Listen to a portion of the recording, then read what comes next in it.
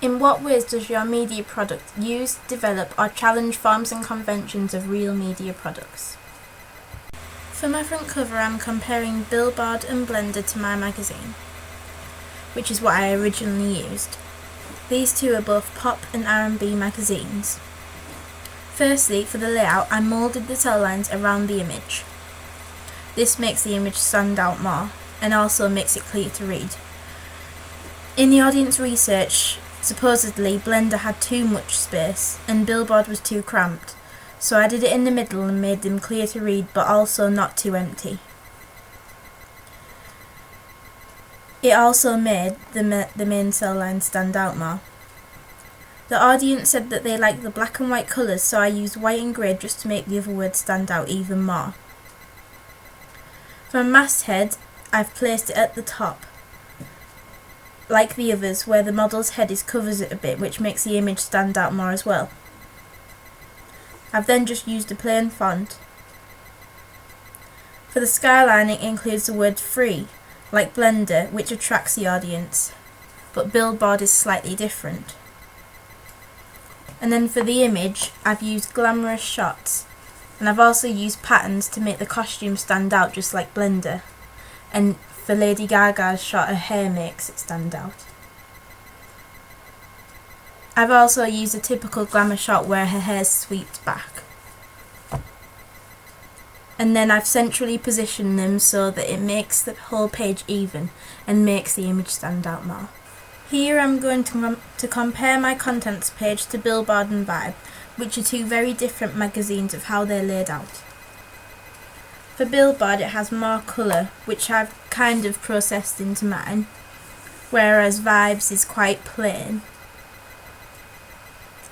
Billboard is a more organised and separate layout, whereas Vibe is very empty.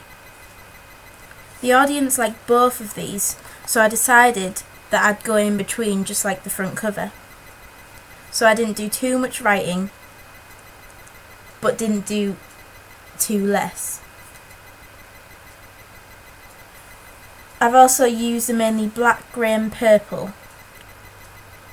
Now going on to my images. My main image got described as quite unusual, but in a good way, because of its black and white and it's the large area behind her, which you don't normally see. This is a bit like the image of Kanye West with the hand holding a heart, which is quite unusual and it kind of grabs your attention, which is good.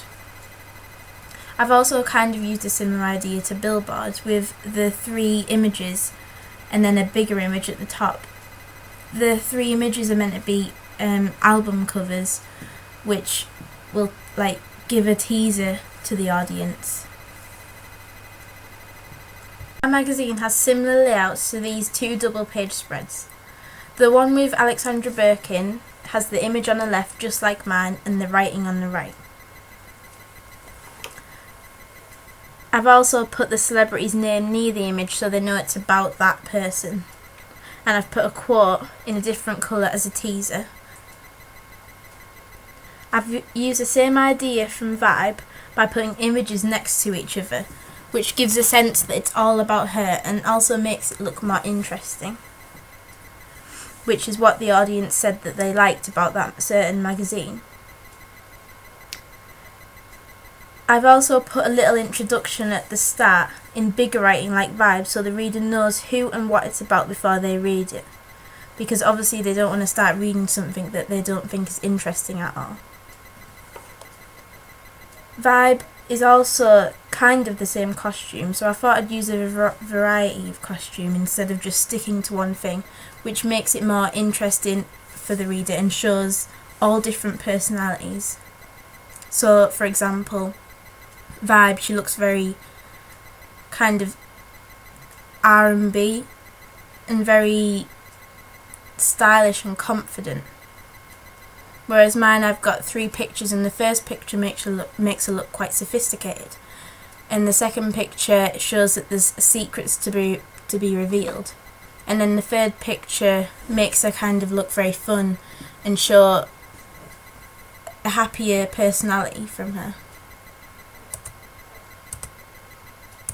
From discussing how my media product uses, develops and challenges forms and conventions of real media products, it's shown that I've took certain ideas from the magazines and made them my own and put them into my own magazine.